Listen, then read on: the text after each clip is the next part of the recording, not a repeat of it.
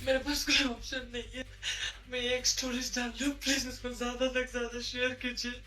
और जिसके पास में वीडियो है प्लीज इसको डिलीट कीजिए, और जिसने भी ऐसा किया प्लीज डिलीट कर दो। ভিডিও ডিলিট করার জন্য মানুষের কাছে হাত জোড় করে অনুরোধ করলে কিছুই হবে না, বরং যে এই কাজ করেছে তাকে আইনের মাধ্যমে উপযুক্ত শিক্ষা দিতে হবে। কারো ব্যক্তিগত মুহূর্তের ভিডিও বা ছবি তার অনুমতি ছাড়া ছড়িয়ে দেওয়া একটি জঘন্য অপরাধ। নমস্কার, আমি রেবা রায়, আপনাদের অ্যাডভোকেট ইন ল। এরকম পরিস্থিতির শিকার হলে ঘাবড়ে না গিয়ে এই 3টি কাজ অবিলম্বে করুন।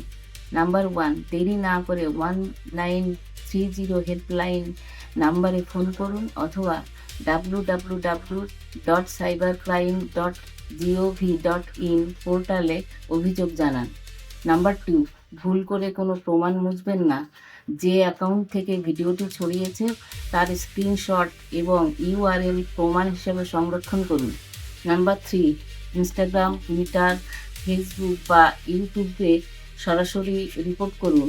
তারা 24 থেকে 36 ঘন্টার মধ্যে সেই ভিডিও সরিয়ে দিতে বাধ্য।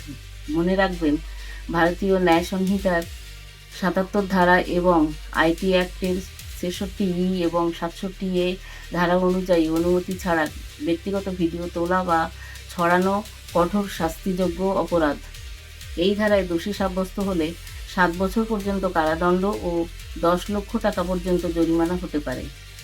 লজ্জা আপনার নয়, লজ্জা সেই অপরাধী হওয়া উচিত যে এই কাজ করে বা করেছে।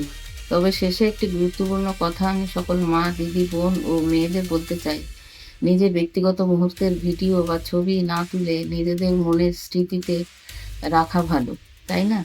আইন সংক্রান্ত কোনো সমস্যা হলে পরামর্শের জন্য নিচের নাম্বারে আমাকে কল করতে পারেন। ধন্যবাদ।